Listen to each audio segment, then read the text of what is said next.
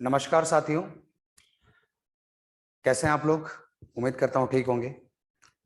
तो आज जैसा कि आप लोग बोर्ड पर देख पा रहे होंगे, यूकेपीएससी परीक्षा एग्जाम्स हैं। एग्जाम्स आने वाले हैं और कुछ एग्जाम्स की रणनीति आप लोगों के सामने मैं शेयर करना चाह रहा हूँ।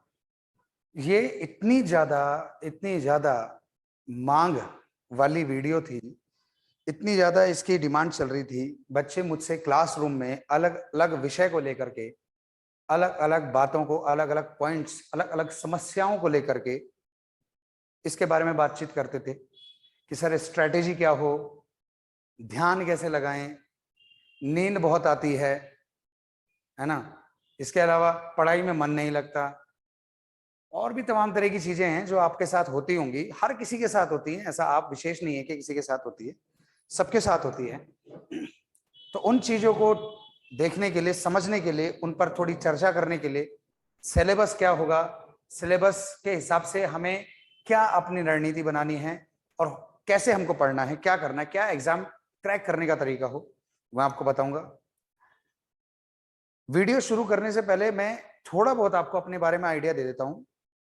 मेरा नाम अर्चित भट्ट है। मैं यहाँ इंस्पिरेशन स्टडी सर्किल में यूके उत्तराखंड जीएस और हिंदी की फैकल्टी हूँ। मुख्य रूप से जीएस मेरा विषय रहा है, हिस्ट्री, पॉलिटी, ज्योग्राफी, ये मेरे एरियाज हैं। उत्तराखंड, हिंदी, ये मेरे एरिया हैं।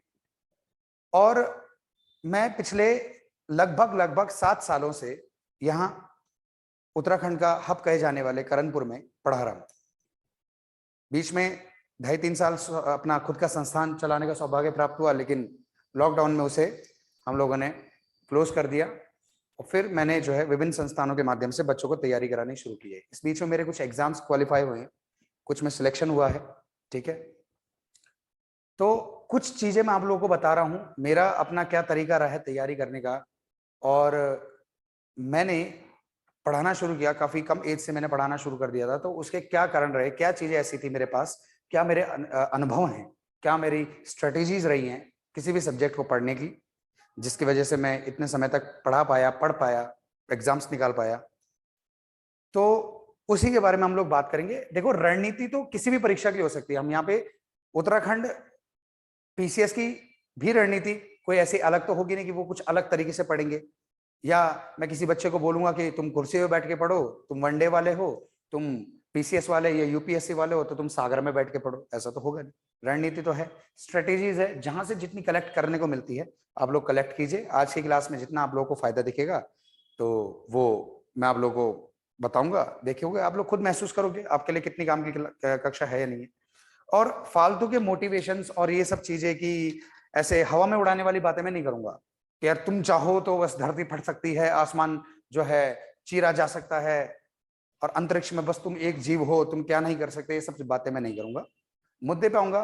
पहले थोड़ा बहुत बात करते हैं। देखो, सबसे पहले फिलहाल जो एग्जाम्स होने वाले हैं, वो जो एग्जाम्स होंगे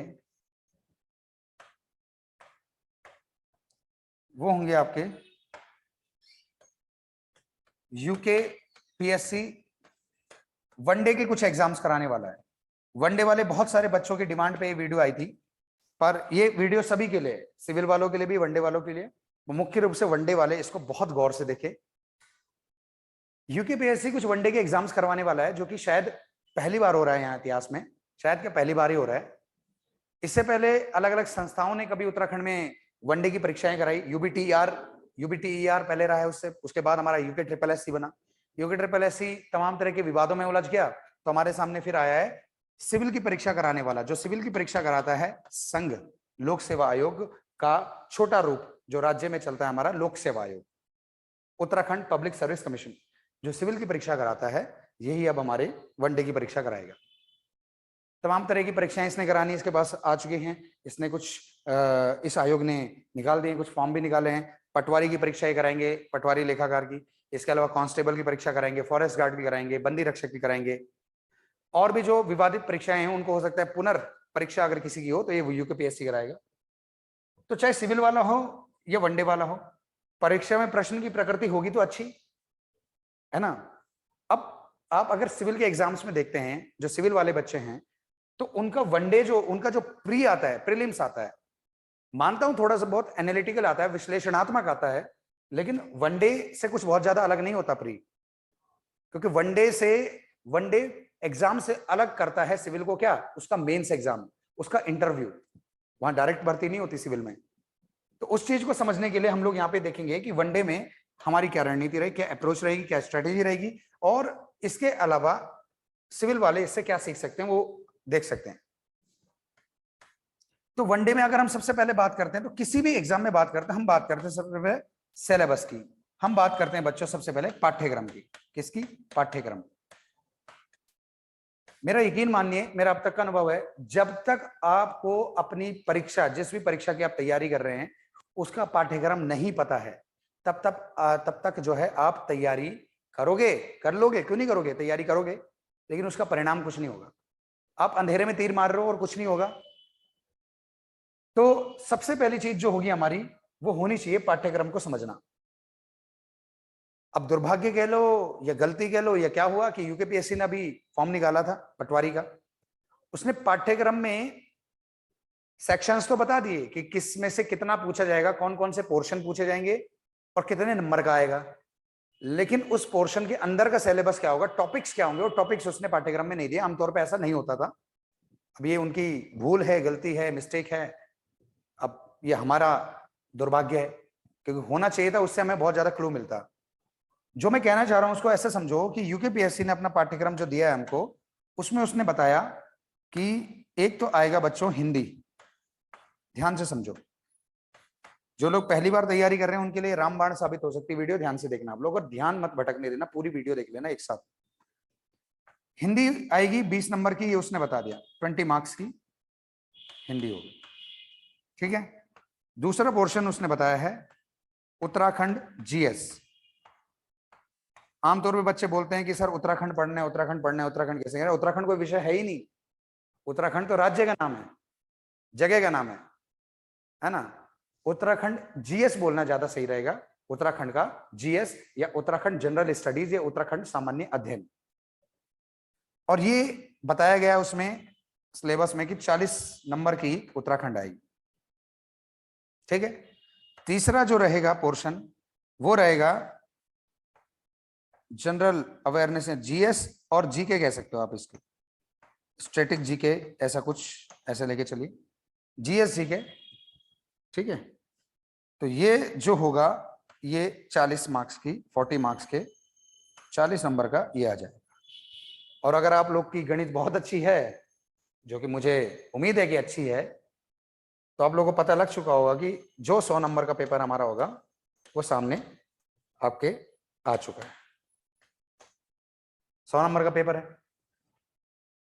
अब विचार करने वाली बात यह है कि हमें यह नहीं पता कि हिंदी के अंदर क्या क्या पोर्शन पूछे जाएंगे, उत्तराखंड जीएस के अंदर क्या क्या पोर्शन पूछे जाएंगे, और जीएस के अंदर क्या क्या पोर्शन पूछे जाएंगे। आमतौर पे ये मार्केट में, बाजार में इस तरीके की अफवाह चल रही है। अफवाह क्या हो सकता है, सच्चाई भी हो।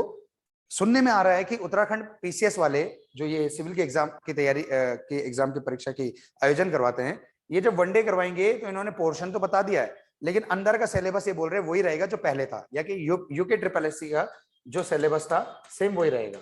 यूके ट्रिपल एससी ने जो भी पाठ्यक्रम अंदर का तोड़ तोड़ के दिया था कि भाई हिंदी में आएगा तो अलंकार आएगा कि नहीं आएगा, रस आएगा कि नहीं आएगा, जो भी उसमें दिया था उसने, साहित्य कितना आएगा, है ना, विलोम शब्द, पर्यायवाची वगैरह वगैरह। उत्तराखंड का जो सिलेबस है, क्या क्या उसके अंदर पोर्शन रहते थे, वो यूके ट्रिपल एससी ने पहले कभी दिया था, तो उसी सिलेबस को ये लोग पूछेंगे, मतलब उतने ही एरिया से पूछेंगे। सुनने में तो ये आ रहा है, लेकिन जब ऑफिशियली यूकेपीएससी ने अब तक घोषणा नहीं की कि वो क्या पूछेगा इसके अंदर से, कितने दायरे, कितनी सीमाएं इसके अंदर रहेंगी, हम कुछ नहीं कह सकते।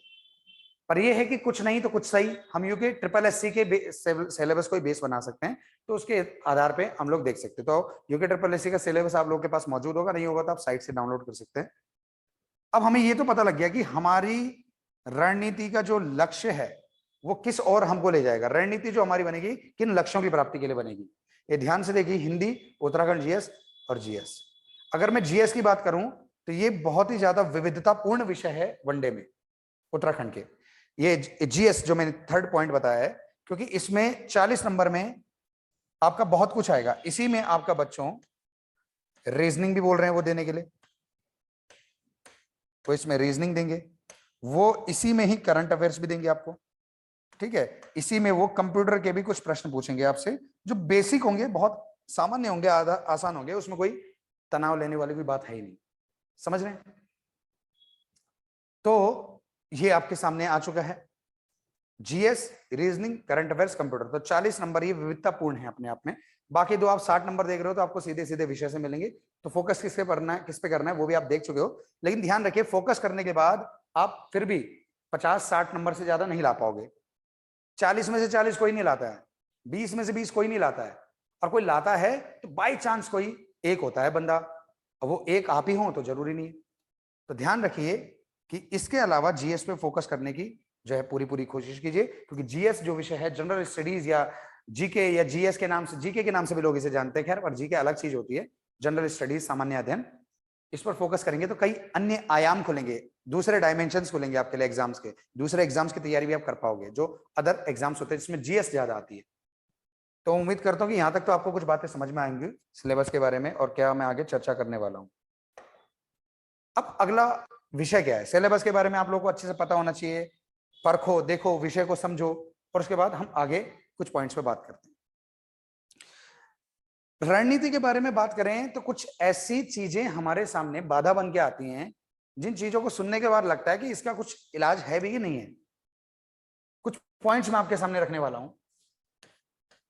एक पहला पॉइंट और सबसे बड़ा जो एक समस्या है बच्चों के बीच में वो ये है कि सर पढ़ाई में मन नहीं लगता, मन नहीं लगता, ये समस्या है।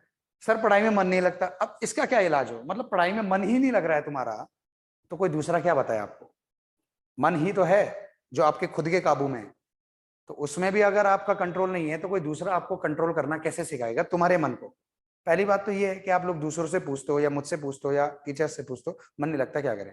पर फिर भी अगर थोड़ी बहुत रिसर्च करके बताई जाए बातें, मैं अगर समझाने की कोशिश करूं तो पहले इस सवाल को समझने की कोशिश करना, मन क्यों नहीं लगता। मन ना लगने के कई कारण हो सकते हैं। एक तो ये है कि आप तनाव में हैं, डिप्रेशन में, आप लोग कुछ समस्या है जो आपको खाई जा रही है ना।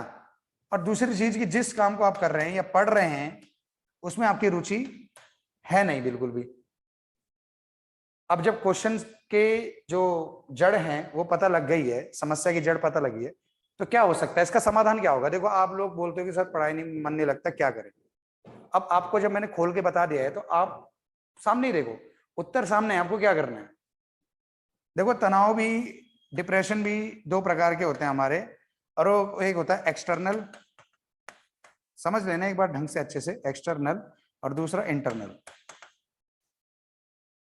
ठीक है। एक्सटर्नल तो कुछ भी हो सकता है कि आप जिस जगह बैठे हो वहां पर बहुत हल्ला कर रहे हैं आसपास में लोग, तो आप जगह बदल लो। आप जहां जिस कमरे में बैठे हो उसके बगल के कमरे में टीवी चल रहा है, आवाज बहुत तेज है, आप टीवी की आवाज कम कर सकते हो। या आपको पता है कि आज जो है कोई अगल बगल में समारोह है, तो अभी जो है हल्ला गुल्ला हो रहा है, तो आप अपने समय को कुछ देर के लिए बदल सकते हो, उस समय ना पढ़ें स्पेसिफिक टाइम पे, और जब आप पढ़ते हो और उसको देखो जरा कि आगे कौन से समय में वो हल्ला गुल्ला ना हो। और जब बात जागरण की होगी, जागरण चल रहा है बगल में, तो क्या करें, एक दिन रेस्ट कर लो आप। पर ये कोई बहाना नहीं हो सकता कि सर पढ़ाई में मन नहीं लग रहा। तो ये एक्सटर्नल है जिसका समाधान आप तुरंत निकाल सकते हो कि जो चीजें आपको सब परेशान कर रही है। फोन है, फोन में घंटी बज रही है, बार बार मैसेज आ रहा है, तो ये भी एक्सटर्नल है, उसको बंद कर दो, ऑफ कर दो, ऑफ नहीं करो तो आप उसको साइलेंट कर दो, फ्लाइट मोड में डाल दो, डेटा बंद कर दो। बहुत सारे उपाय हैं जो आप कर सकते हो, पर शायद आप नहीं करना चाहते, तो शायद तब ये समस्या पैदा होती है। और अगर इंटरनल की बात करें बच्चों, तो इंटरनल में तो बहुत सारी चीजें होती है। कोई अवसाद है दिमाग में, कोई चिंता है किसी बात को लेकर के, चिंता भविष्य को लेकर भी हो सकती है कि भविष्य यार क्या होगा, मेरा पढ़ाई में मन ही नहीं लग रहा। और पढ़ाई में मन क्यों नहीं लग रहा, ये सोच के ही नहीं लग रहा कि पढ़ाई में मन क्यों नहीं लग रहा। अभी क्यों क्या के जवाब की बात नहीं है, चिंता हो रही है। चिंता किसी प्रकार की हो सकती है। चिंता आज के एज ग्रुप में कुछ ऐसी भी हो सकती है कि मैडम का मैसेज नहीं आया है ना, या क्या कर रही होगी, अरे यार फोन नहीं उठाया, है ना, बहुत सारी चीजें। या मम्मी पापा की टेंशन भी हो सकती है, जरूरी नहीं। कुछ सख्त लौंडे भी होते हैं, हो सकता है माता पिता को लेकर के कोई परेशानी हो, अपने भविष्य को लेकर के परेशानी हो, कुछ भी ऐसा जो आपको परेशान कर रहा हो, अंदर अंदर खाए जा रहा हो। तो भाई देखो, सबसे बढ़िया तरीका है इससे मुक्त होने का तो कि आप पहले उसका समाधान कर लीजिए। भाई माँ बाप के साथ बात कर लीजिए एक बार, अगर उनकी टेंशन हो रही, कुछ चिंता है तो उनके साथ बात कर लो अच्छे से, एक बार तसल्ली से बात करो, मन हल्का करो, वापस आ जाओ। मैडम के साथ बात करनी, मैडम के साथ बात कर लो। और ये जो चिंता है, भविष्य की चिंता, इस चिंता को फिलहाल तो इसको फुल स्टॉप लगा दो, क्योंकि आप सोच सोच करके ही अपना समय बर्बाद कर देंगे और उसके बाद कुछ नहीं बचा आपके पास करने के लिए। तो ये भविष्य की चिंता करना, आप अपने भविष्य को खतरे में डाल रहे हो, है ना, क्योंकि भविष्य की चिंता नहीं की जाती, भविष्य के लिए काम किया जाता है, निर्णय लिए जाते हैं, दृढ़ता के साथ अडिग होकर के पढ़ना पड़ता है, लड़ना पड़ता है, ये चीज है। अब बात करें रुचि की, तो रुचि के लिए क्या हो सकता है कि रुचि आपको नहीं है पढ़ने में। तो ऐसा कोई व्यक्ति नहीं है इस धरती पे जिसका कोई कम से कम कोई एक विषय तो फेवरेट ना हो, कोई ना कोई तो फेवरेट होता ही है। अब मान लो जैसे इतिहास है, मुझे इतिहास बड़ा पसंद है, मान लो इतिहास है, पॉलिटी है, और इकोनॉमिक्स है, या साइंस है, या मैथ्स है, मैथमेटिक्स है, और भी हो सकते हैं, आपका ज्योग्राफी है। तो कोई एक विषय तो फेवरेट होता ही है, और कुछ कुछ ऐसे होते हैं कि फेवरेट तो होते हैं पर हमें पता नहीं होता, हमें बनाना पड़ता है उसको फेवरेट। जब हम पढ़ते हैं तभी हमें पता लगता है, अच्छा अरे यार बड़ी इंटरेस्टिंग जानकारी, सही तरीके से पढ़ा जाए चीजों को तो कैसे नहीं पता लगता। तो बचपन से अब तक की इस एज में जब आप तैयारी करने आ रहे हो, तो इतने समय में आपको कुछ तो पता लगा कौन सा विषय आपको थोड़ा ज्यादा रुचिकर लगता है। और रुचि नहीं है तो इसमें आप ऐसे स्टार्ट कर सकते हो, मान लो किसी को हिस्ट्री पसंद है तो हिस्ट्री से शुरुआत करें, अपने फेवरेट सब्जेक्ट से शुरू कर दो। ये चीज आपको क्या करेगी, ये चीज आपको पढ़ने के लिए प्रेरित करेगी, आप पढ़ने लग जाओगे। जब आप पढ़ने लग जाओगे तो उस आदत को मजबूत करेगा जो आपको पढ़ाई से दूर कर रहा है, जो आपको बैठने नहीं दे रहा है एक जगह। समझ रहे हो बात को? मैं कुछ आज बहुत छोटी छोटी चीजों को भी पॉइंट उठाऊंगा, कुछ ऐसी आदतें जिसकी वजह से हम लोग पढ़ाई नहीं करते, वो भी हमें बता दूंगा। उन पे फोकस करना, आप लोग यकीन करना, ये वीडियो आप लोगों के लिए बेस्ट साबित हो सकता है, किसी भी स्ट्रीम की तैयारी करने वाले बच्चे जो हैं। तो इसको देख लो ध्यान से। हिस्ट्री उठा लिया, हिस्ट्री पढ़ लिया, अब हिस्ट्री पढ़ते पढ़ते कुछ मजा आने लगा, देखने लगे। अब हिस्ट्री में किस बारे में जानकारी होती है? राजा महाराजाओं के बारे में होती, उनकी रियासतों, उनकी साम्राज्य के बारे में, एम्पायर के बारे में, किंगडम, राज्य के बारे में जानकारी होती है। कौन सा राज्य कहां था, किस क्षेत्र में था, मगध में था, अरे मगध कहां है, चलो ज्योग्राफी में घुसते हैं, मगध कहां है, अरे मगध तो बिहार में, अच्छा बिहार में अशोक था, बिहार राज्य। आज अगर हम देखें तो आमतौर पर बिहारी लोगों के साथ कहीं ना कहीं थोड़ा बहुत हीन भावना तो रखी जाती है, बोलते हैं बिहारी की तरह कर रहा है, मतलब थोड़ा ऐसे करते हैं लोग। कुछ मामलों में मैंने देखा है, जो मेरा समाज का अनुभव है मैं वो बताऊंगा, लीपापोती नहीं करूंगा। तो जैसे बिहार, लेकिन वो उस बिहार में कभी अशोक राज करता था, उसकी कैपिटल थी वहां बिहार में, पटना के पास मगध, पाटलिपुत्र, मगध साम्राज्य। तो जियोग्राफी में आप जाके ढूंढ सकते हो उन चीजों को जो आपने हिस्ट्री में पढ़ा कि ये चीज कहाँ घटी थी, घटना कहाँ घटी थी, इतिहास में कोई घटना घटी, कहाँ घटी, वो कहाँ है, क्या है, अच्छा इसकी लोकेशन ये। ऐसे धीरे धीरे जाके देखो, विषय में रुचि ऐसे ही बनती है, जैसे मैं आपको समझाने की कोशिश कर रहा हूं। संविधान एक बहुत अच्छा विषय हो सकता है। आमतौर पर संविधान से प्रश्न वनडे में जो आते हैं वो कई बार आर्टिकल्स आ जाते हैं। आमतौर पे अगर कुछ नहीं आता, वैसे तो आती और भी तमाम चीजें आती हैं, संशोधन, संविधान संशोधन आ जाता है, या अनुसूची के बारे में पूछ लिया, या भाग के बारे में पूछ लिया, कुछ भी पूछ सकता है। लेकिन आर्टिकल्स के बारे में थोड़ा चलता है कि कुछ इंपॉर्टेंट आर्टिकल्स है उनको याद करो, वनडे में एक आर्टिकल्स तो आमतौर पर पूछता है, काफी पूछता है, ठीक है, अच्छी बात है।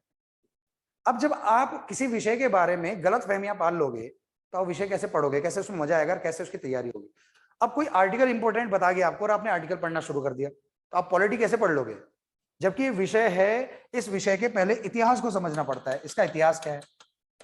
पॉलिटी है विषय क्या, विषय क्या है, इसकी इसकी उत्पत्ति कहां से हुई, ये शुरू क्यों हुआ, इसकी जरूरत क्या है, इसका मूल क्या है, इसका बेस क्या है, इसका बेसिक्स क्या है।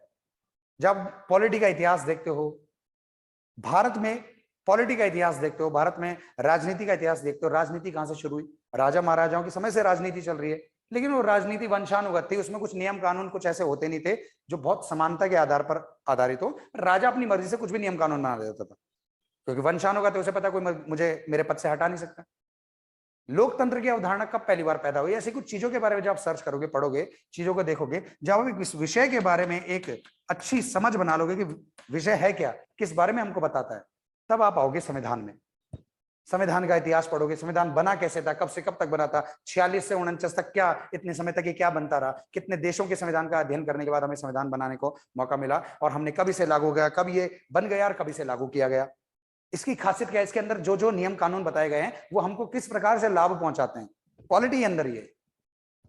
जब आप जैसी बातें मैं आपको बताने की कोशिश कर रहा हूं, ऐसे इस तरीके से आप पढ़ लोगे, चीजों को समझोगे, तो आर्टिकल्स में स्वतः आपका रुझान आ जाएगा। आप देखोगे कि हर एक नियम देखना चाहिए कि क्या मेरे अधिकार है और क्या मेरे कर्तव्य है, क्या राज्य को करना चाहिए, क्या उसके नीति निर्देशक तत्व है, क्या राष्ट्रपति और प्रधानमंत्री की जो है सीमाएं हैं, क्या उनकी शक्तियां हैं, और क्या उनकी एलिजिबिलिटी, क्या उनकी योग्यताएं हैं कि कल को क्या मैं उस पद तक पहुंच सकता हूं, इसके बारे में विचार किया जाए। मतलब कुछ ऐसी छोटी बड़ी चीजों को मिला जुला करके तो इस विषय में रुचि बनती है, रुचि बनाने की कोशिश तो करो। ये चीज मैं आपको समझा रहा हूं कि रुचि बढ़ाने के लिए आप अपने फेवरेट विषय की तरफ जाओ, वहां से शुरुआत करो, धीरे धीरे विषय में उन विषयों की तरफ जाओ जो विषय आपको कठिन लगते हैं। अब अगली बात यह है कि मैं आप लोगों को एक चीज और बता रहा हूं, कुछ लोग बोलते हैं सुबह पढ़ें कि शाम पढ़ें, सुबह या रात, और दो टाइम है। दोपहर को लोग आमतौर पे क्या ही पढ़ेगा कोई दिन में, है ना। सुबह और रात का एक कॉन्सेप्ट चलता है बहुत ज्यादा कि सुबह सुबह 4-5 बजे उठने का कॉन्सेप्ट सही है, कि रात को 12-1-2 बजे तक पढ़ने का कॉन्सेप्ट सही है, दिन में आराम से उठा जाए, सुबह को आराम से उठा जाए। तो ये कुछ पूर्व निर्धारित नहीं है, ये कुछ किसी प्रकार का इसमें कोई दबाव लेने की जरूरत नहीं है। ये हर शरीर, हर व्यक्ति अलग है इस दुनिया के अंदर। आप देख लीजिए, अपने आसपास देखिए, हर व्यक्ति एक दूसरे से अलग है, हर किसी का डीएनए अलग है, हर किसी का फिंगरप्रिंट अलग है। दुनिया में जब सब जीव अलग है तो आप किसी की तरह क्यों बनने की कोशिश कर रहे हो, किसी के बताए रास्ते पे ही क्यों जा रहे हो? उस रास्ते, जो रास्ता आपको बताया गया, उस रास्ते से आप सहायता ले सकते हो, उनके अनुभवों को यूज कर सकते हो अपने लिए, लेकिन आप अपना रास्ता खुद बनाएंगे, इस बात का ध्यान रखिए आप लोग। तो ये चीज निर्धारित नहीं है, आपके अपने ऊपर निर्भर करता है। जैसे मैं खुद मैं निशाचर हूं, मैं स्वयं निशाचर हूं, मैं रात को ही चरने वाला व्यक्ति हूं। मैं रात को, मैंने आज तक जीवन में जितना पढ़ाई किया है, जितने जितने वर्षों से मैं पढ़ रहा हूं, मैं रात को पढ़ने वाला व्यक्ति हूं।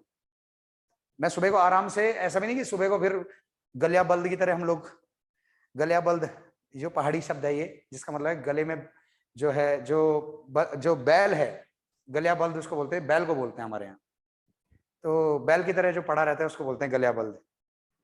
तो उसकी तरह ऐसा नहीं कि सुबह को बहुत लेट से उठे, पर एक एक टाइम बना दिया सुबह का कि भाई चाहे मैं रात को लेट सोऊं चाहे मैं जल्दी सोऊं, सुबह मुझे 9 बजे उठना है, 8 बजे उठना है, एक टाइम फिक्स कर दिया। फिर रात को मैं कितने बजे सोऊं, तो मैं रात को पढ़ता था, रात को पढ़ने का था। कुछ लोग सुबह पढ़ने के शौकीन होते हैं, पढ़ लो, कोई दिक्कत नहीं। ऐसा कोई कॉन्सेप्ट नहीं है कि सरस्वती सुबह ही आपके पास आती है, आपके दिमाग में घुसती है, वो सब बातें उस पर मत जाइए, वो सब सोचना भी नहीं चाहिए। तो मैंने कुछ इन चीजों के ऊपर बात करने की कोशिश की। इस पॉइंट को आप लोग अच्छे से समझ लो, ये कोई पॉइंट है ही नहीं, ये वैलिड पॉइंट नहीं है वैसे आमतौर पे, है ना। ये सब बात समझ में आ गई तो आप लोग अगर समझ रहे हो तो मैं इससे आगे बढ़ता हूँ।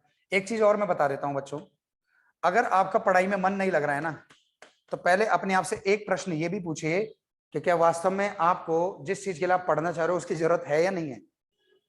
ऐसा कैसे हो सकता है यार, आपको सरकारी नौकरी की जरूरत है और आपको पढ़ने का मन नहीं कर रहा है, ये कैसे हो सकता है? तो सरकारी नौकरी की वास्तव में जरूरत नहीं है फिर आपको, इसका मतलब समझ लो आप।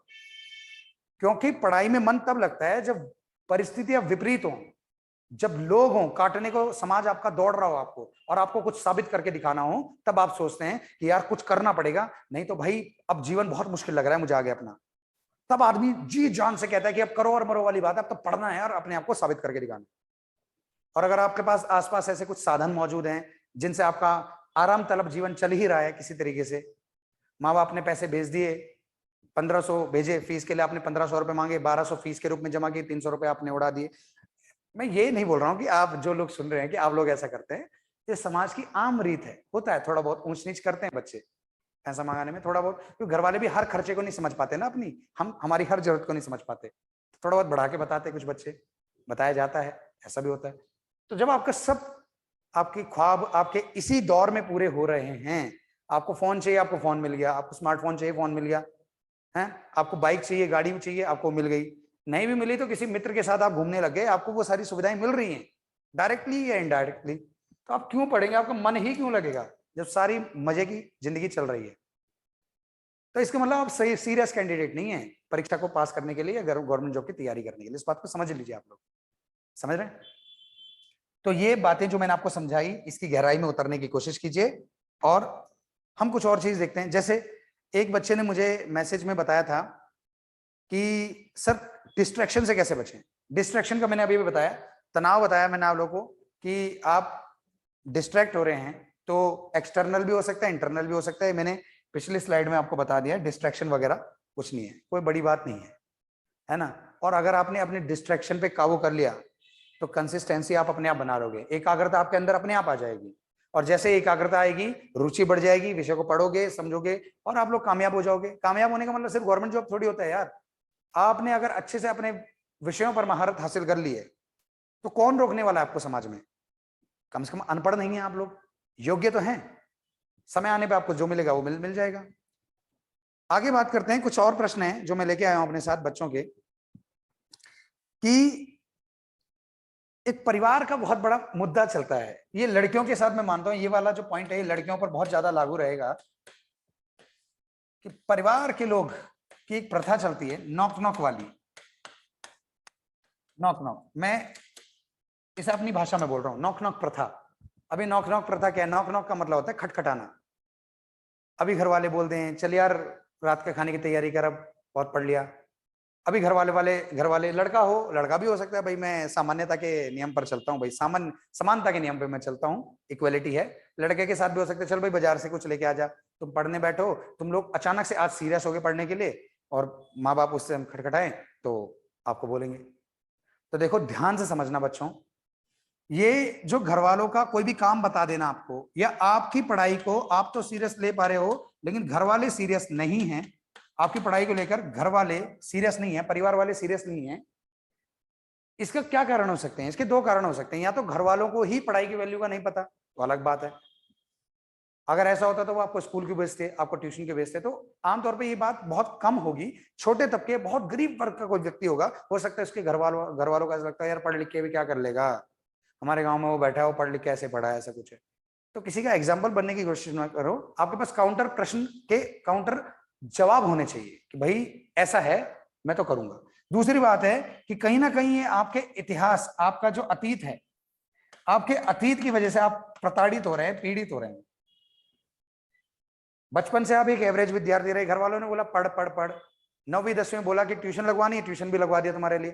तुमने तब भी कोई बहुत ज्यादा रुचि दिखाई नहीं, ट्यूशन भी लगा लिया, मस्ती भी चली साथ के साथ, आपके नंबर उस हिसाब से नहीं आए। फिर भी घर वालों ने बोला पुश किया, कोई बात नहीं, 11वीं 12वीं में, चलो 11वीं में तुम फेल हो गए, पर किस तरीके से, चलो 11वीं का कोई वैल्यू रहता नहीं रिजल्ट का, 12वीं में बोर्ड के एग्जाम हुए, आपने उसमें जो है ढिलाई दिखाई। घर वालों ने सारी सुविधाएं दी जो एक घर वाले दे सकते हैं मैक्सिमम अपनी तरफ से। सुविधाओं की वैल्यू, सुविधाओं का लेवल हर किसी का अपना अलग अलग होता है। किसी के लिए इतनी सुविधा काफी है कि उसको पढ़ने दिया जा रहा है, किसी के लिए इतनी काफी नहीं है तो उसके पास गाड़ी है, फोन है, सब चीजें उसे दे दी, ट्यूटर दे दिया, घर पे बुला के सब कर दिया, हो सकता है उसके लिए वो भी काफी ना पड़े। सुविधाओं का तो स्तर कुछ भी हो सकता है, पर आपको सब सुविधाएं दे दी और आपने जो है उसका कुछ अच्छा रिजल्ट नहीं दिया।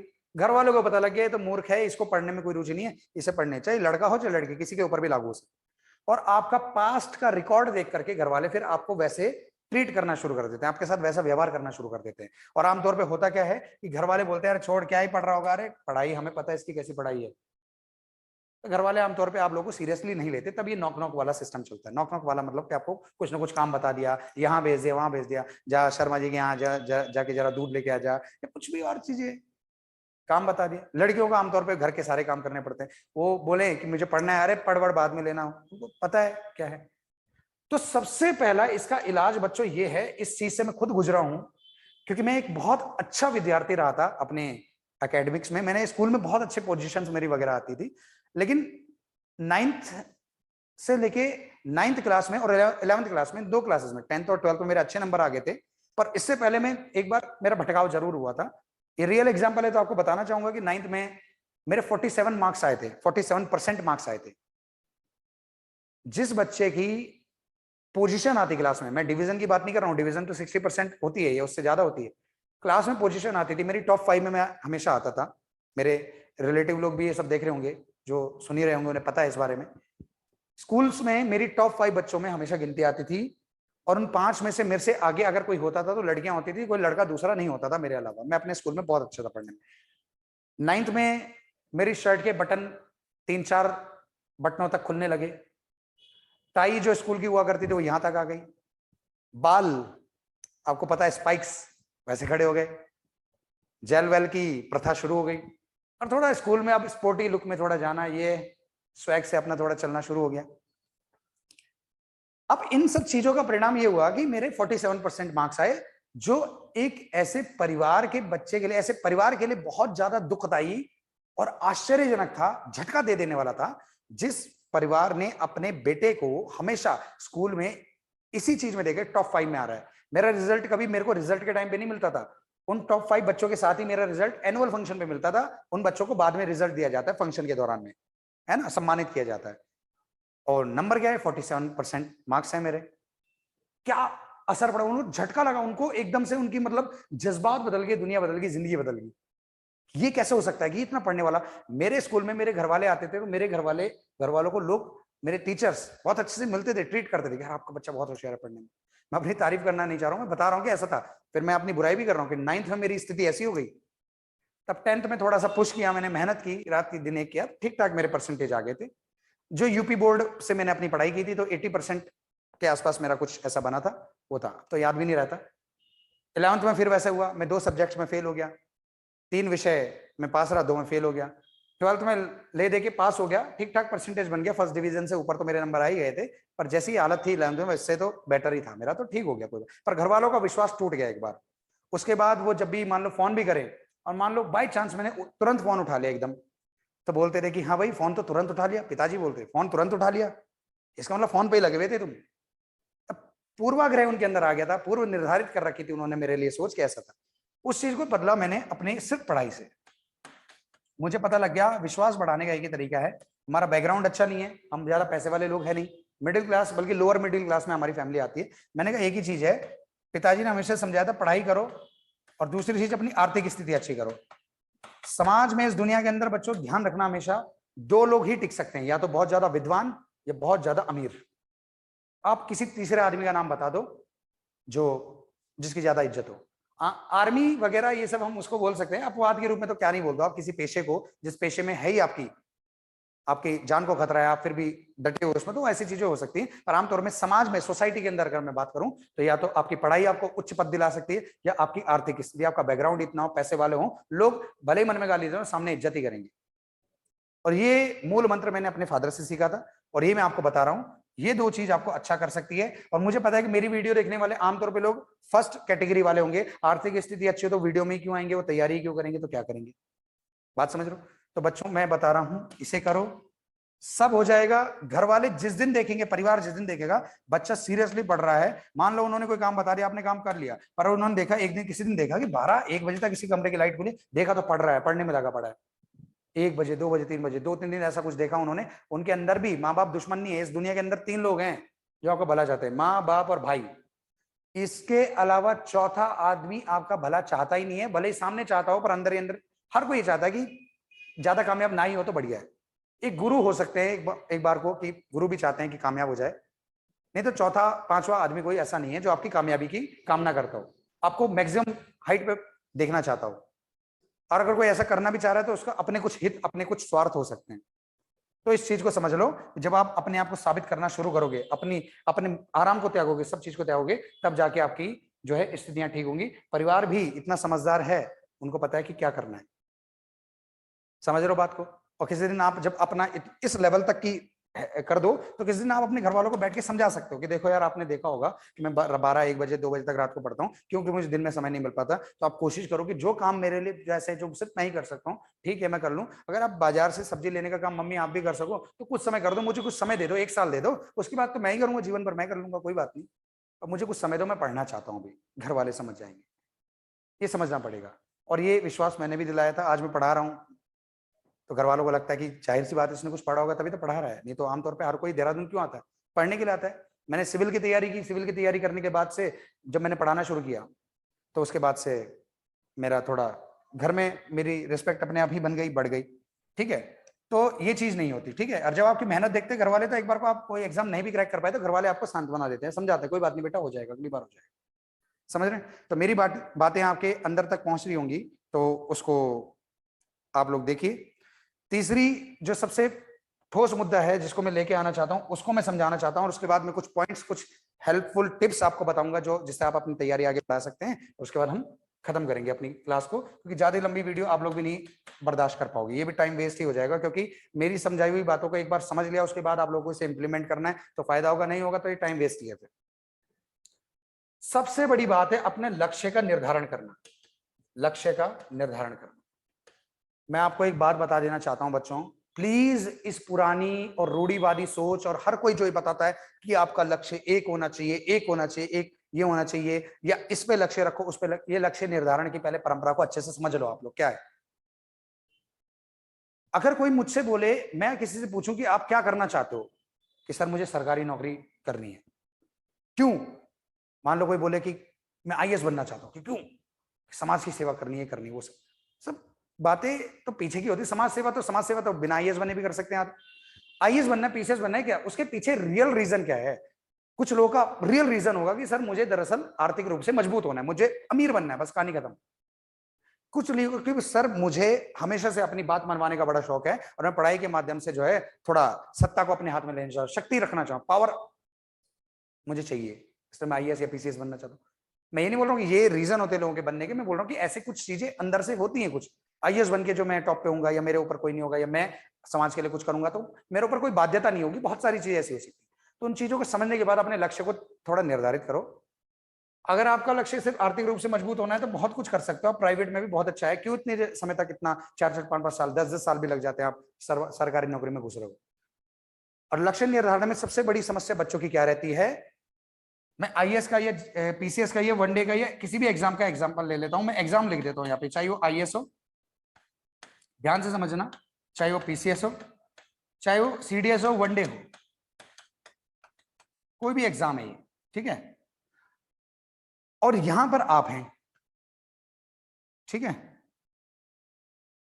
बहुत समस्या है कि अपनी लक्ष्य पे नजर रखो, अपनी लक्ष्य पे नजर रखो, ऐसी कुछ बातें आपको समझाई जाती है, ऐसा नहीं है। देखो लक्ष्य तो सबको पता रहता है, उस पर नजर रखने की जरूरत नहीं है। आप तैयारी करने आए थे, अगर आईएएस की या पीसीएस की या वनडे की या सीडीएस की, किसी भी चीज की, तो आपको पता है कि आपको किसके लिए करना है, क्या करना है। और आपकी नजर क्योंकि सिर्फ इस पे रहती है, इस वजह से आप लोगों का कभी फायदा या भला नहीं हो पाता। होगा कैसे? आपका ध्यान सारा कुछ, यार कब बनूंगा, कैसे बनूंगा, यार मैं आईएएस बनूंगा कि नहीं बनूंगा, यार मेरी सरकारी नौकरी लगेगी कि नहीं लगेगी, मैं क्लर्क बनूंगा कि नहीं बनूंगा, मैं टीचर बनूंगा कि नहीं बनूंगा, मेरे को, मतलब यही चीजें आपके दिमाग में वही चल रहा है हर समय। और बाय चांस क्योंकि आप सिर्फ उसके बारे में चिंतन करते रहे, सोचते रहे, जो इस बारे में मैं अभी जस्ट पिछली स्लाइड में बात कर रहा था, देखिए ये जिसके बारे में बात कर रहा था, यहां पर, कि आपको अवसाद है, चिंता है सिर्फ इस चीज की, मेरा होगा नहीं होगा, या मेरे भविष्य का अगर मेरा नहीं हुआ तो उसका क्या होगा, परिणाम क्या होगा, फिर क्या करना है मुझे। तो आप किन उस पे है, पढ़ाई पे लिमिटेड फोकस कर पाए, उसके बारे में सोचते रहे, या आसपास क्या चल रहा है उसके बारे में, उसका सिलेक्शन हो गया मेरा नहीं हुआ, बस वही सब चीजें सोच रहे हैं। आपने सिर्फ उसके बारे में सोचा, आपका मान लो सिलेक्शन नहीं हुआ, एग्जाम खत्म, आपका लक्ष्य खत्म। मान लो ये आपका लास्ट अटेम्प्ट है या आखिरी साल है तैयारी करने का, ये नहीं हो पाया, खत्म। फिर उसके बाद क्या है? आपका लक्ष्य ही यहीं पर समाप्त हो गया। ध्यान से समझो, आपका लक्ष्य ही समाप्त हो गया आपका एग्जाम खत्म करते ही। हालांकि आपको फिर एक मौका मिल सकता है, जिनके पास मौके होंगे, पर आप जरा ध्यान से समझने की कोशिश करो मैं क्या समझाना चाह रहा हूं। ये यहां पर आप हैं, ये सी पर आपका लक्ष्य है, बी एक और जगह है आपके पास। मेरा मानना है कि किसी बच्चे को अगर गवर्नमेंट जॉब की तैयारी करनी है तो उसका लक्ष्य यहां होना चाहिए, और ये लक्ष्य उसका बनना चाहिए, ना कि ये लक्ष्य बनना चाहिए। और जिस दिन बच्चों इसको अपना लक्ष्य बना दिया, ये सब उठ करके तुम्हारे पास आएंगे। और वो लक्ष्य क्या है? ज्ञान अर्जन।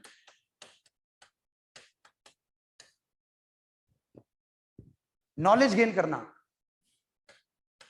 पढ़ना,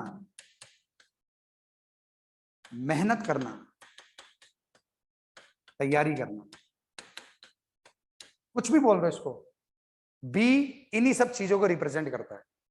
जब आप मेहनत करेंगे, तैयारी करेंगे, मन लगा करके पढ़ेंगे, ज्ञान अर्जन करेंगे, ज्ञान अर्जन यानी कि आप नॉलेज गेन कर लोगे, तो क्या आपको आईएएस बनने से, पीसीएस बनने से, वनडे एग्जाम, कोई भी एग्जाम की आप तैयारी कर रहे हो, कोई आपको रोक सकता है? कोई नहीं रोक सकता आपको। तो जब आप इसके और चिंतन करोगे, इसके बारे में सोचोगे, तो आप यही करने लग जाओगे। आपको कोई फर्क नहीं पड़ता कि रिजल्ट क्या होगा क्या नहीं होगा, क्योंकि मुझे तो ये करना है बस।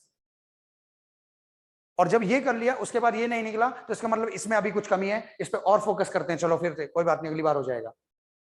फिर नहीं निकला तो इसमें कुछ अभी भी कुछ कमी है, कुछ मेरी स्ट्रेटेजी में कमी है, स्ट्रेटेजी अभी लास्ट में समझा के आपको चला जाऊंगा और फिर आप कर सकते हो।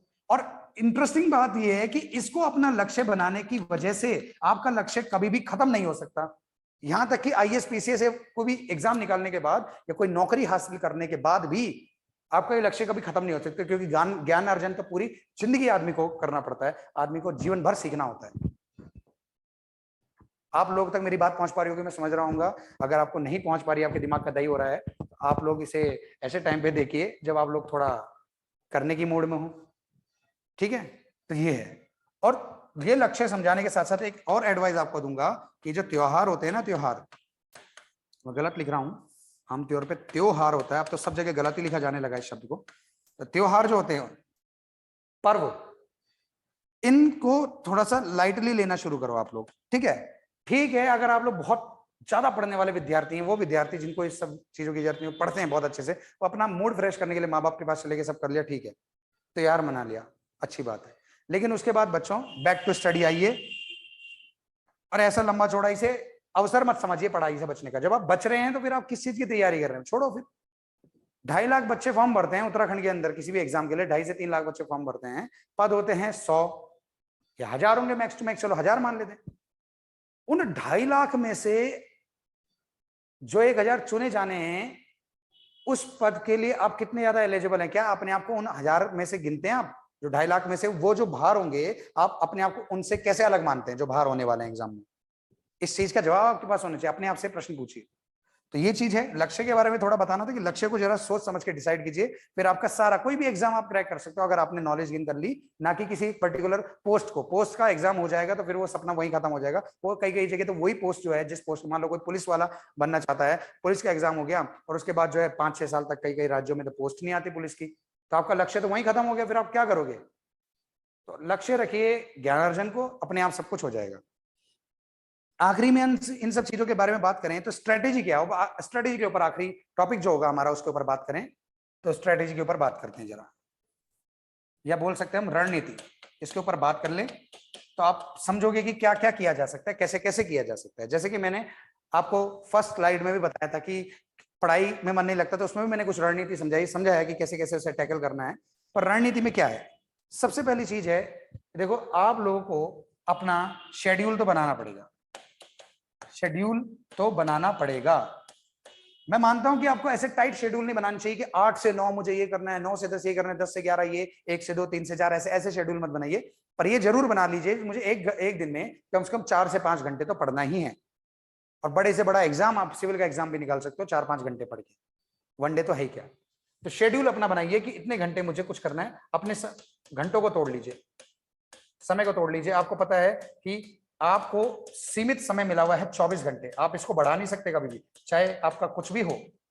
इसमें तोड़ लीजिए कि आपकी नींद के लिए टोटल, दिन में भी सोए या रात में सोए तो नींद का क्या हो, खाने पीने का इसी में ऐड कर लिया, खाना पीना, ठीक है। और कोई आपके एक्स्ट्रा काम हो तो उन सब चीजों को डेली जो आपके सारे काम रहते हैं, और एक हिस्सा आप लोग सीधा सीधा पढ़ाई का रख सकते हैं। अगर हम इसे 8-8-8 भी मान लें तो 8 या 24 हो जाता है। पर मैं मानता हूं कि 8-10 घंटे कोई पढ़ना कोई जरूरी नहीं होता, मैं मानता हूं 5 से 6 घंटे। और अगर ईमानदारी से बोलते 4 घंटे जो बच्चा सीरियस होकर भी पढ़ रहा है, जिसमें उसने अपने फोन को स्विच ऑफ करके या दाएं बाएं कर दिया, दूर कर दिया, और 4 घंटे घर वालों को बोल दिया भाई इस वाले 4 घंटे में आप कॉल नहीं करेंगे मुझे, किसी भी दोस्त को बोलिए इस वाले 4 घंटे में आप मुझे कॉल नहीं करेंगे, जो भी जरूरी बात होगी आगे पीछे करें या मैसेज छोड़ दें, तो आप उस 4 घंटे पढ़िए। और अचानक कोई आपातकाल आ गया तो उसका तो क्या ही कर सकते हैं, उसको छोड़ो। शेड्यूल बनाना बड़ा जरूरी है। दूसरी चीज, हर किसी से सलाह ना लें हर किसी से। देखो कुछ लोग ना केवल सलाह देने के लिए घूम रहे होते हैं, बस उनका काम ही होता है सलाह, अरे ऐसे नहीं, अरे मैंने तो ऐसे ही है, तो ये सब चीजें होती है ना। आपके साथी लोग होंगे, आपके सीनियर लोग होंगे, ठीक है, आप सलाह को सुन सकते हो, लेकिन इंप्लीमेंट वही करो जो आपको लगता है कि आपके अनुसार सही है, आपके अकॉर्डिंग सही है। तो हर किसी से मत लो, क्योंकि इससे आपको बहुत ज्यादा भटकाव महसूस होगा, कोई बताएगा ऐसे तो कोई बताएगा वैसे, इससे बड़ी समस्या।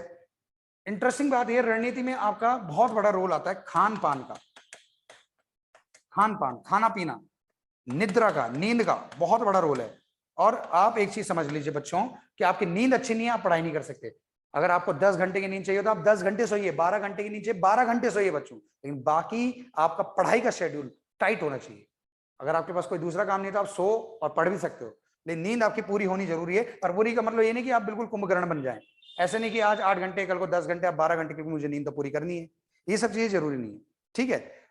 एक और चीज स्ट्रेटेजी में बताना चाहूंगा आप लोगों को कि कभी भी बेड पर बैठ करके पढ़ाई मत कीजिए। मैं आप लोगों को हाईली रिकमेंड करूंगा कि आप लोग कोई चेयर नहीं तो जमीन पर बैठकर, जमीन पर भी आप लोग तब जब आपके पास सुविधाएं नहीं है, पर गद्देदार चीजों में, बिस्तर में कंबल ओढ़ करके, अब तो मौसम ही आ रहा है, कंबल और रजाई ओढ़ करके आप पढ़ाई करोगे।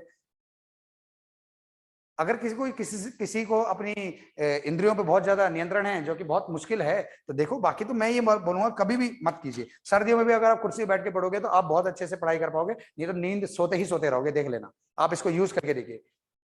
जो लोग रात को पढ़ते हैं या शाम के समय जिनके पास पढ़ने का समय होता है, दिन में जॉब वॉब करते हैं, उनके लिए मैं सबसे बड़ी एक एडवाइस देना चाहूंगा कि जब आप शुरुआत करें तो किसी थ्योरिकल सब्जेक्ट से, यानी कि जिसमें थ्योरी हो, थ्योरी वाले सब्जेक्ट से, थ्योरी वाले सब्जेक्ट से शुरू करें।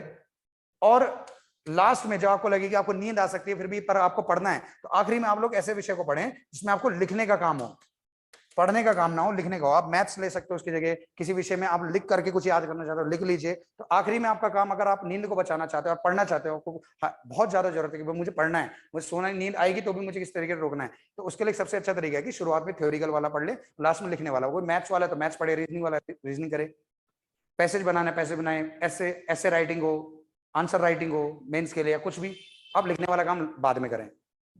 तो आपको नींद तो नहीं आएगी आमतौर पर, नहीं तो पढ़ते पढ़ते किसको नींद नहीं आएगी, दिन में आदमी बैठे बैठे सो जाए। ये कुछ पॉइंट्स हैं। इसके अलावा अगर आपको बताऊं तो सलाह का मैंने आपको बता दिया, एक दो तीन चीजें मैं आपको बता देता हूं कि देखो, जीवन के बारे में जब आपकी गहराई से समझ बन जाएगी ना बच्चों, जब आपको पता लग जाएगा कि जीवन एक ही है, क्योंकि आप किसी भी धर्म से बिलोंग करते हैं, किसी भी धर्म से, भले पुनर्जन्म पे विश्वास करते हो, स्वर्ग नरक पे विश्वास करते हो, किसको पता है, ये तो सारी बातें तो दर्शन की बातें, फिलोसफी की बातें हैं। भाई कोई व्यक्ति मरने के बाद वापस आके थोड़ी बता के गया कि इसके बाद ऐसा ऐसा होता है, कुछ नहीं कह सकते। बातों को छोड़ करके जरा तथ्यपूर्वक, जरा लॉजिकल होकर सोचिए कि आप जो जीवन जी रहे हैं कि वो एक ही है, और इस एक जीवन में आप एक एवरेज औसत लाइफ जीना चाहते हैं या कुछ बड़ा करना चाहते हैं। और रिपोर्ट्स के बारे में बात करें तो पूरी दुनिया में जितने भी लोग हैं उनमें से 5% लोग अपना नाम बना पाते हैं, अपने आप को अपनी सोसाइटी में फेमस कर पाते हैं। उन 5% में अगर आपको शामिल होना है तो आपको जीवन के अर्थ को समझना पड़ेगा। ये थोड़ी सी यहाँ पे मैं फिलोसफी और दर्शन वाली बातें कर रहा हूं, लेकिन आप समझिए इस बात को। जीवन आज है कल नहीं है, किसको पता है, कितना मौका आपको मिल रहा है कुछ करने का, कुछ नहीं करने का। कल आप खत्म हो जाते हैं, आपका अस्तित्व खत्म हो जाता है, कौन आपको याद करेगा, क्यों करेगा। और हर किसी के अंदर कुछ ना कुछ, कहीं ना कहीं अंदर बिल्कुल गहराई में ये होता तो है ही कि यार हम कुछ ऐसा करें कि हमारा और हमारे समाज का नाम हो, मेरे नाम से लोग मुझे जाने, मेरे घर वालों को जाने, मेरे माँ बाप को जाने, उनका सर गर्व से ऊंचा हो। ऐसी मूवीज देखना कितनी पसंद है हमको, उसी से आप प्रेरणा लीजिए ना, कि जो लोग कुछ अच्छा कर जाते हैं उनकी मूवीज देखने जाते हैं हम लोग, तो क्यों ना उस जगह पे हम भी जा सकते हो। तो उसके लिए तो कुछ करना पड़ेगा। जीवन के अर्थ को समझिए, और जब जीवन समझ जाएंगे तो आप समय को भी समझ जाएंगे। समय ज्यादा नहीं है जीवन में, हमारे पास कितना समय, एवरेज आयु अब 60-70 साल है, इसी में सब कुछ करना है। अब इसमें 20-30 साल आप खराब कर दोगे, उसके बाद शुरुआत करोगे, कहां से मिलेगी नौकरी, कुछ होगा। और उस नौकरी का क्या अर्थ है जो आपको 30-35 के बाद मिल रही है, वो भी टाइम खराब करके। भाई 30-35 मेहनत करते करते किसी वजह से रुक गया कोई बच्चा, तब 30-35 में मिल रही है, तो हम समय बोलेंगे उसको, लक भी बोल सकते हैं, भाग्य भी एक कोई चीज होती है, मान लेता हूं थोड़ा बहुत। लेकिन समय बर्बाद करने के बाद आप फिर शुरुआत कर रहे हैं तो क्या करोगे फिर। तो इसलिए मत समय खराब करो, क्योंकि देखो ऐसा है ना, मेरा मानना यह है कि आप जितना आराम करोगे, आपका शरीर आपसे उतना ही आराम और मांगेगा। ये बात लिख करके रख लो आप लोग, और इस लाइन को जो समझ गया उसका भला है। आप जितना आराम दोगे अपने शरीर को, वो उतना और मांगेगा, और जितना आप काम करोगे वो उतना और काम मांगेगा, उतना और काम करेगा आपका शरीर। देख लीजिए गांव में सोने वाले मजदूर लोग, ये सब लोग 4-5 घंटे की नींद लेते हैं, नींद खुल जाती है अपने आप, कोई अलार्म की जरूरत नहीं होती उनको, तो काम करने वाला शरीर है ना, कैसे सोया रह सकता है, कैसे पड़ा रह सकता है। तो आराम की अवस्था को त्याग दें, ये मुर्दे का लक्षण है, इस बात को आपको समझना होगा, और तब आप लोग तैयारी की तरफ जाएं। ये कुछ चीजें हैं जो आपको बताएं। तो कंक्लूजन, अगर मैं आप लोगों को कुछ बातें बताऊं, कुछ बातें समझाने की हो, तो देखो ये है कि अगर आप लोग जीवन के अर्थ को समझते हैं, दर्शन को समझते हैं, हिंदुत्व को समझते हैं, हिंदू धर्म के लोग हैं, कई सारे हिंदू धर्म में एक अवधारणा चलती है, बाकी धर्म के लोग भी रिलेट कर सकते हैं अगर चाहें तो, अगर ये बात सच है तो कितनी बड़ी बात है क्या, कि 84 लाख योनियों के बाद हमको एक शरीर मिलता है, 84 लाख योनियों के बाद हमको ये शरीर मिलता है और मानव जीवन मिलता है। उसके बाद हम बाकी सारी योनियां हमारी जानवरों की रहती है, हम जानवरों के रूप में पैदा होते हैं और एक बार 84 लाख जन्मों के बाद एक बार हमारा जन्म इंसान के रूप में होता है। और उसे हम कैसे व्यर्थ कर रहे हैं, 25-30 साल तो हमने व्यर्थ कर ही दिए, 20 साल तो हमने व्यर्थ कर ही दिया। आप में से अगर कोई ऐसा है तो, अगर आपको लगता है कि आप पूरा नहीं कर पा रहे हैं, तो इसलिए कंक्लूजन में मैं यही बोलूंगा कि इस एक जीवन को बर्बाद ना करें। तरीके सब हैं आपके पास मौजूद हैं। टेक्निक के बारे में दूसरी बात करूं तो अपनी खुद की तकनीक, अपनी खुद की तकनीक, टेक्निक या तरीका विकसित करें पढ़ाई करने के लिए। खुद की टेक्निक विकसित करें, खुद का तरीका विकसित करें। इस बात को समझ लो आप, अपनी खुद की टेक्निक, अपनी खुद का तरीका विकसित करें। एक तरीका मैं आपको बता देता हूं, जैसे कुछ लोग बुक्स के बारे में अगर मैं बात करूं तो एक बुक है जिसका कोई लोग समर्थन करते हैं, कुछ लोग नहीं करते हैं जीके जीएस के लिए, वो है लूसेंट। मैं मानता हूं कि पिछली कुछ सदियों से लूसेंट जैसी किताब कोई बन नहीं सकी, फिलहाल कोई है भी नहीं, और मुझे नहीं लगता आगे आने वाले समय में लूसेंट जैसी कोई बुक बन सकती है।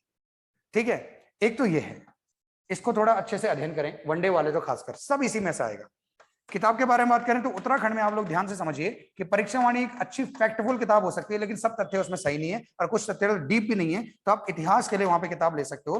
भाई एक आसान किताब का नाम बता रहा हूं, वैसे तो अजय रावत भी बता रहा हूं, कटोच भी बता रहा हूं, यशवंत सिंह कटोच है, बद्रीदत्त पांडे हैं और मेहरबान सिंह गोसाई सब है, लेकिन आप घनश्याम जोशी ले लीजिए, अच्छी आसान किताब है, छोटी किताब है, पतली किताब है, सस्ती भी। घनश्याम जोशी हिस्ट्री के लिए, उत्तराखंड की हिस्ट्री के लिए ये देख सकते हो आप। हिंदी मीडियम के लिए बता रहा हूँ, इंग्लिश मीडियम वालों के लिए ज्यादा पॉसिबिलिटीज नहीं है इसमें, थोड़ा सा स्विच तो करना पड़ेगा आपको क्योंकि हिंदी भी यहाँ पे आती है अलग से, तो समझें।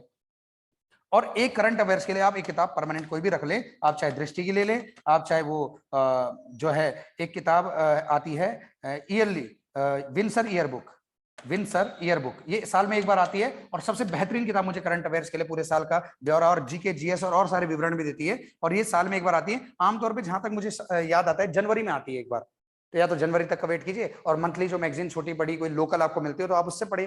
करंट अफेयर्स बहुत जरूरी है, इसके बिना एग्जाम क्रैक नहीं हो सकता, और यूकेपीएससी वाला वनडे तो नहीं हो सकता, चाहे आप यूकेपीएससी वनडे बोलो, चाहे सिविल बोलो, चाहे कुछ बोलो। इस बात पे, सेकंड वाली बात पे बहुत ज्यादा फोकस करिए। और इसे फोकस करना है तो क्या करना है आप लोगों को, किसी भी किताब को पढ़ लिए या नोट्स आपने एग्जाम आपने क्लास में कोई नोट्स वगैरह पढ़े हों, बनाए हों, तो उन नोट्स को पढ़ने के बाद अपनी लैंग्वेज में उसके खुद के नोट्स बनाएं, अपनी भाषा में नोट्स बनाएं, भाषा में नोट्स बनाएं। जो चीजें याद नहीं रहती सिर्फ उनको लिखें, जो याद है उसको लिखने की क्या जरूरत है। कुछ लोगों को देखता हूं कि भर देते हैं अपने नोट्स को, सब कुछ आना चाहिए मेरे नोट्स के अंदर, और जब एग्जाम आता है तो वो नोट्स के कोई मायने नहीं रह जाते।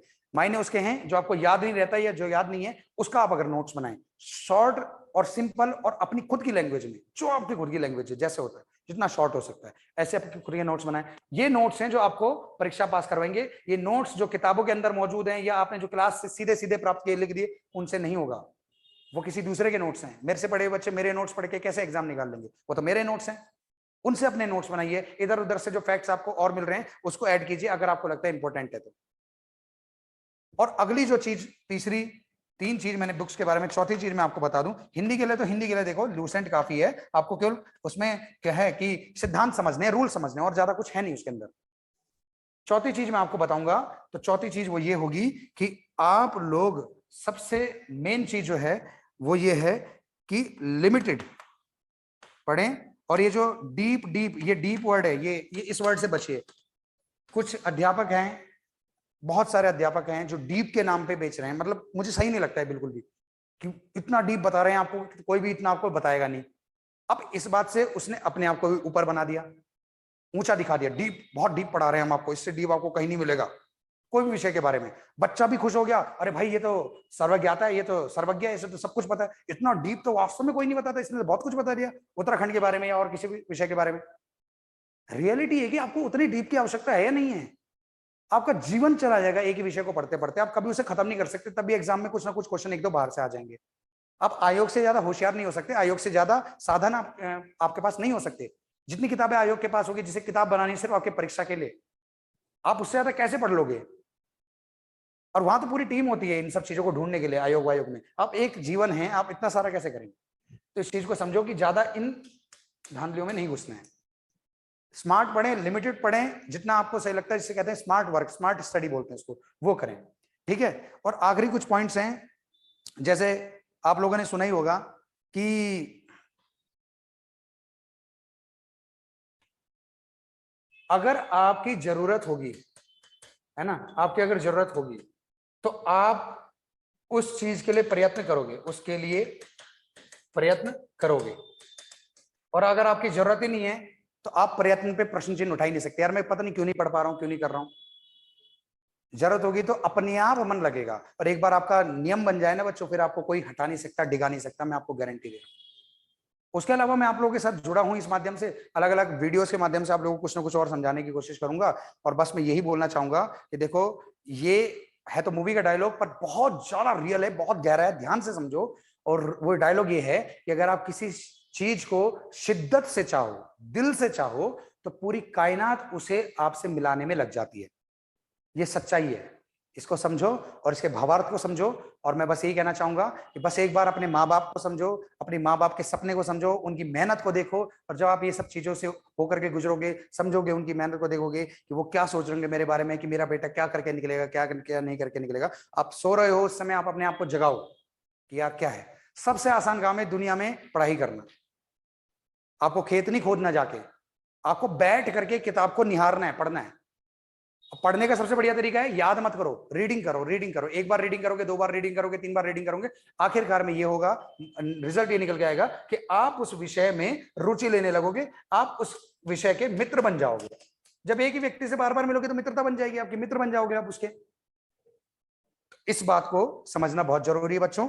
मेरी ये जो सारी ये बातें हैं, ये आप देख लेना पीछे की स्लाइड्स में, जो जो मैंने समझाया है, इन चीजों में से जो नोट करने वाली बातें हैं, इसको आप देखिए और आप जरा अपना कुछ लक्ष्य बनाइए। तो ये था आज का वीडियो। ज्यादा लंबा मैं करना नहीं चाह रहा था, क्योंकि इससे पहले मैंने इस पर वीडियो नहीं बनाया था। मुझे नहीं पता कि आप लोगों को ये कैसा जाएगा, कैसा पसंद आएगा, तो उसके हिसाब से मैं इसका समय कम ज्यादा करूंगा आगे किसी वीडियो में। आप लोग पहले इस पर अपनी प्रतिक्रिया दीजिए कि आप लोगों को ये वीडियो कैसी लग रही है। क्या आप लोग इसी तरीके की कुछ मेरे एक्सपीरियंसेस और भी हैं बहुत, अभी तो इस वीडियो में कुछ नहीं बताया मैंने आपको, एक तरीके से बहुत सारी बातें समझाई जा सकती हैं स्ट्रेटेजी को लेकर के। सिविल की तैयारी करें तो कैसे करें, वनडे की करें तो कैसे करें, सब चीज आपको बता सकता हूं, जो मेरे अपने अनुभव हैं, जो मैंने अपने बड़ों से, अपने गुरुओं से सीखे हैं, और जो मैंने अपनी लाइफ से सीखा है। लाइफ सबसे बड़ा गुरु होता है ना। आपकी मेहनत आपको सब कुछ सिखाती है, आपका संघर्ष आपको सब कुछ सिखाता है। तो मुझे लगता है कि आप लोगों को इससे बहुत फायदा हुआ होगा। तो इसी के साथ मैं आप लोगों से विदा लेता हूं, और उम्मीद करता हूं कि आपकी दिवाली बहुत अच्छी होगी, सुरक्षित होगी, और इस दिवाली के बाद जो अगली दिवाली आएगी वो आपकी खुद की दिवाली हो, आपकी अपनी दिवाली हो, आपकी खुद के खर्चे की दिवाली हो। ठीक है, तो धन्यवाद, बहुत बहुत शुक्रिया।